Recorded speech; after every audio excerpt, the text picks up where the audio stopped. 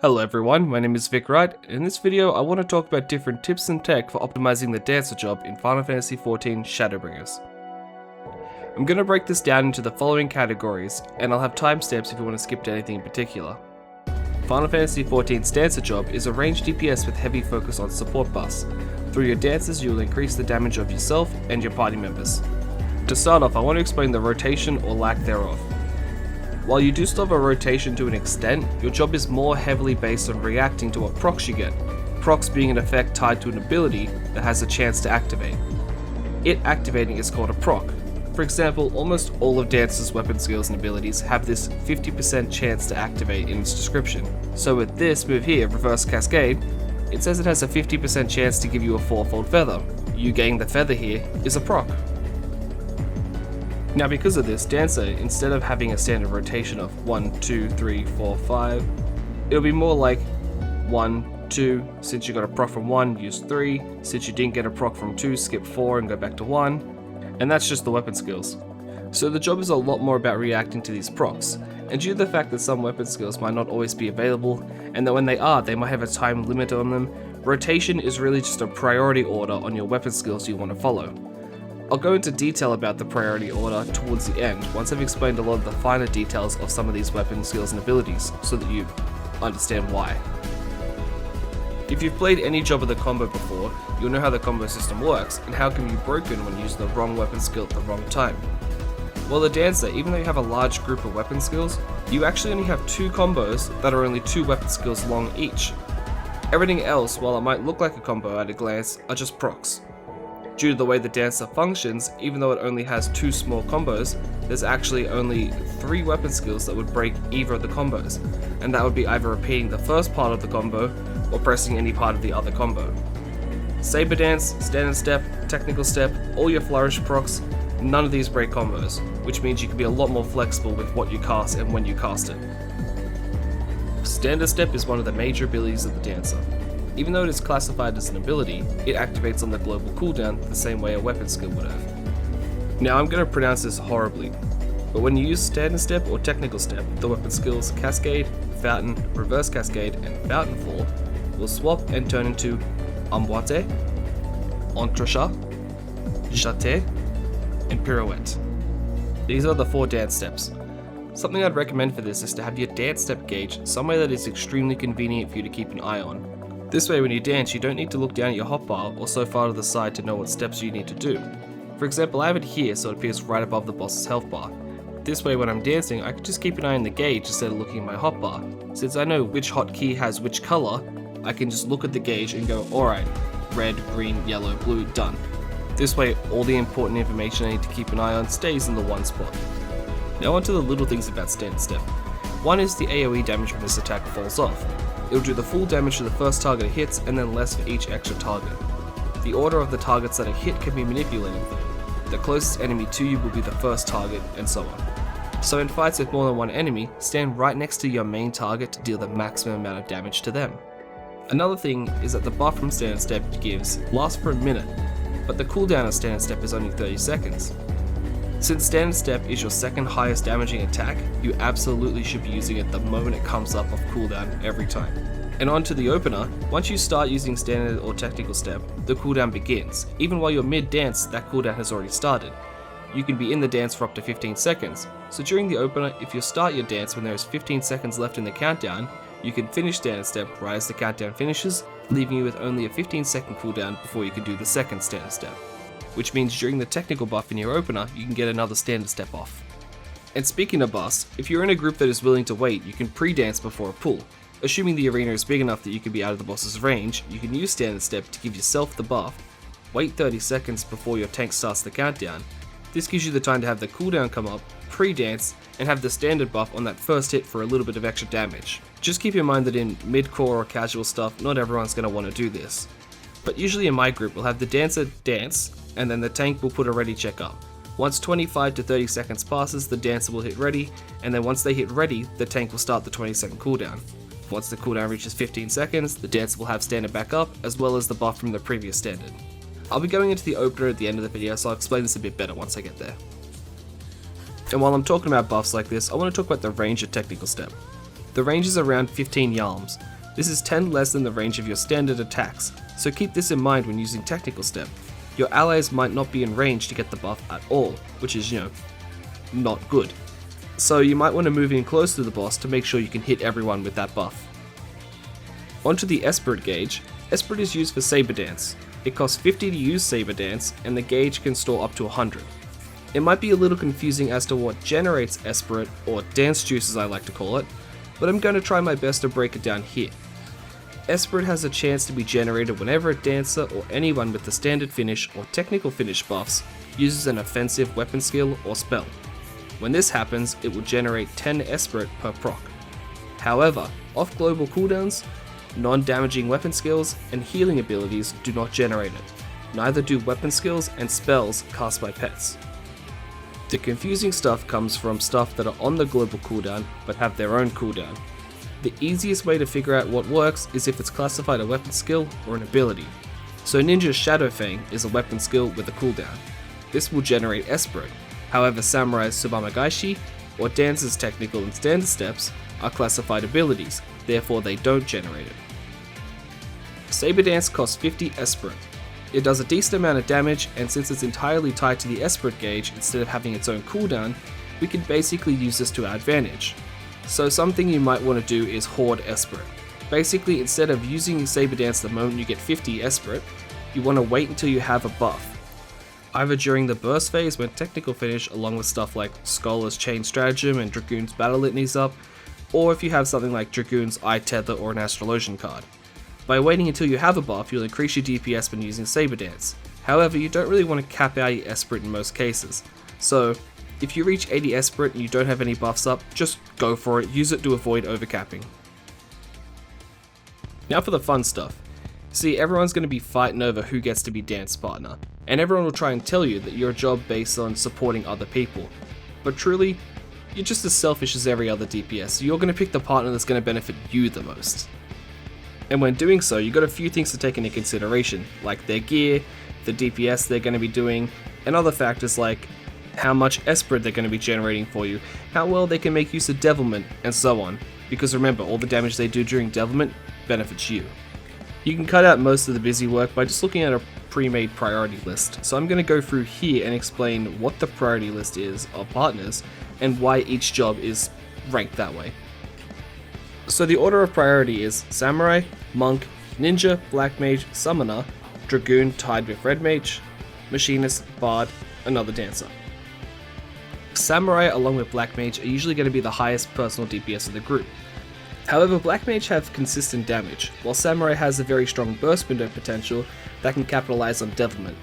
On top of that, due to dots working on a snapshot system where any buffs that are active at the time you put the dot on stay with the dot for the entire duration, this means the Samurai can use Higanbana during devilment and they get an insane 60-second dot that will keep the devilment buff the whole time. Also, Samurai is fairly fast, which means a lot of ESPIRIT coming your way. Monks have strong personal damage, but their personal buffs tend to misalign with devilment at times. Usually they sync back up around the time the potion window comes up, and devilment does provide Monk with way more chakra generation, which is a bonus. They're also the fastest attacking job, meaning they're going to give you the most ESPIRIT generation, which is what puts them in second place. In third place is Ninja. Ninjas has less personal DPS compared to Samurai, but has one of the best 2-minute burst windows, which makes devilment very strong on them. Tenchi Jin, Trick Attack, Dream Within a Dream, Kasatsu, etc. They all just pour so much into the devilment window. And in fourth place is Black Mage, which as I mentioned before will tend to have very high personal DPS rivaling Samurai. However, their damage is very consistent, meaning that while they will make good use out of the standard finish buff, they won't get much out of devilment. On top of that, Black Mage's focus is on building spell speed right now more than crit. This means that devilment won't be as impactful compared to a job that is stacking crit.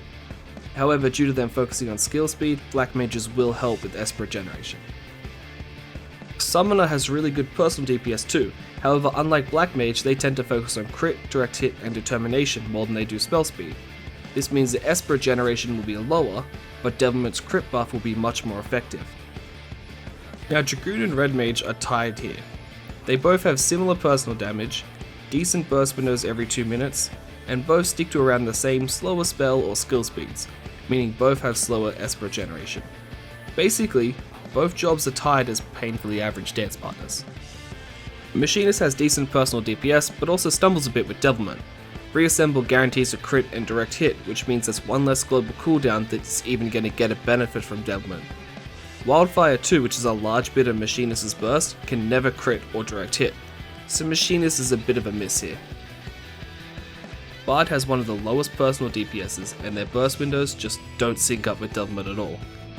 However, they can be quite fast, which gives them, better than average ESPIRIT gain. And finally we have Dancer. Technical finish and Devilment don't stack, so when partnering a second Dancer, you'll need to coordinate who's going to use it first and who's going to use it second. So either you both do it at the same time and one set of buffs gets wasted, or you do it one after the other and the second person gets less benefit out of it because the burst window's over. It's just not really a great time. The only time you should ever partner up with a second Dancer is during 4-man content, because you're the only DPS. You have no other choice, unless you want to partner with the tank. The only really benefit you get from partnering another Dancer is the standard step buff does sort of stack. You get the 5% generated by your own buff and the 5% generated from their buff. As a Dancer, you have a few tools to help your team out during a fight: Shield Samba, Curing Waltz, and one of Improvisation's effects. Shield Samba is a 10% damage reduction buff for your whole party. This is especially useful in more difficult fights, usually during transitions between phases when the boss uses a very strong raid-wide AoE.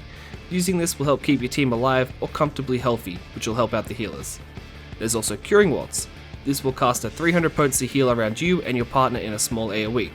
If you move in and stack with your party, you can make a great use out of this heal, especially since if your partner also stacks with the party, you'll be able to hit everyone with 2 instances of it.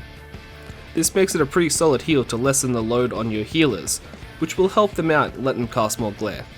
It's also only a 60-second cooldown, which means you can use it quite often. And lastly, Improvisation.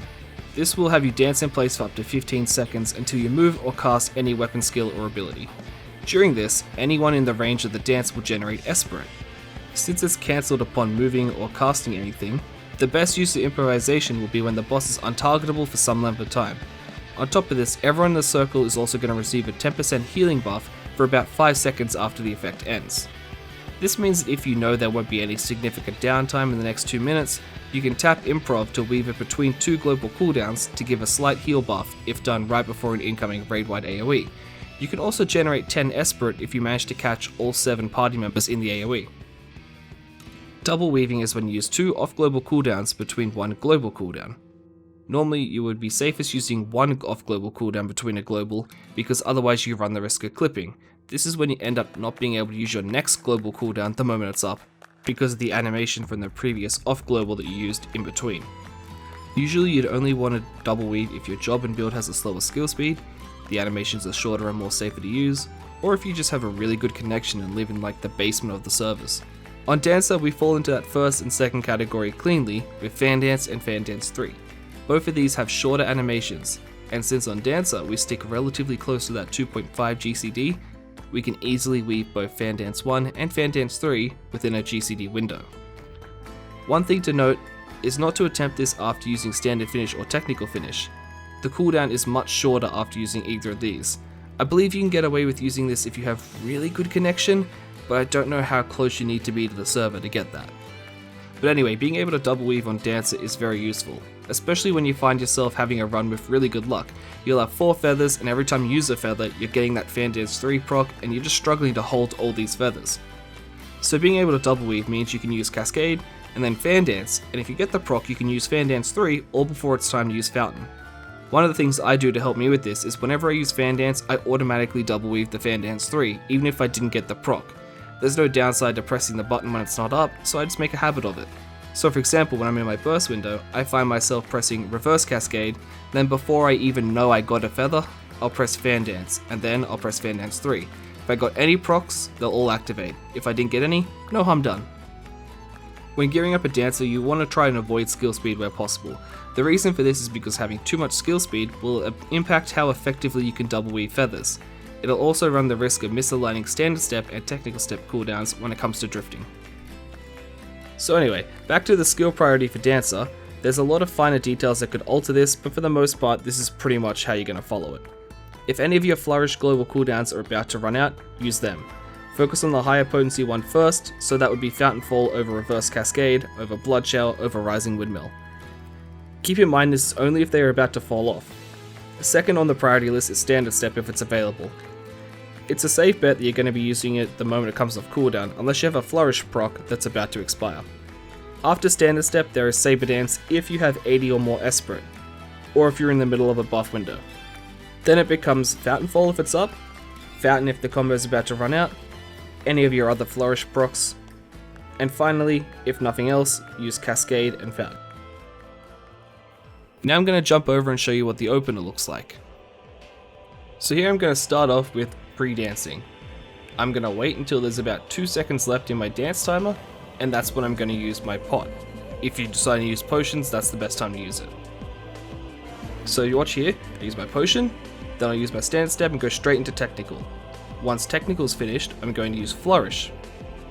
After Flourish, I'm going to use Rising Windmill. This is the weakest of all the Flourish procs, and it's going to be the only one that's going to be used outside of Devilment. That's why we use it first. After I use that one, I'm going to then use Devilment.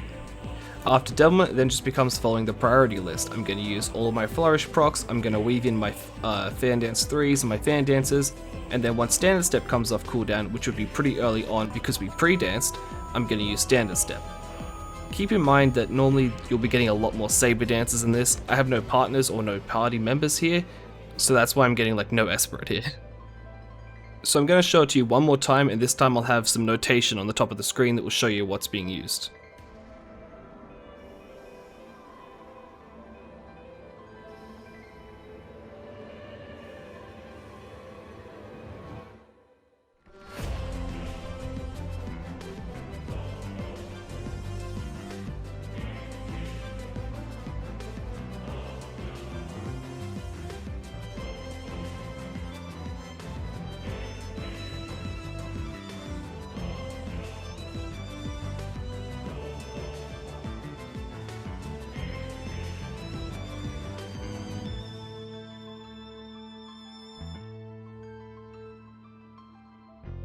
So yeah, that's pretty much all there is to it. After this, you just follow the priority list. Thank you for tuning in. I hope this guide helped. If it didn't, leave a comment below and I'll help you out with any questions you have. And I'll see you next time.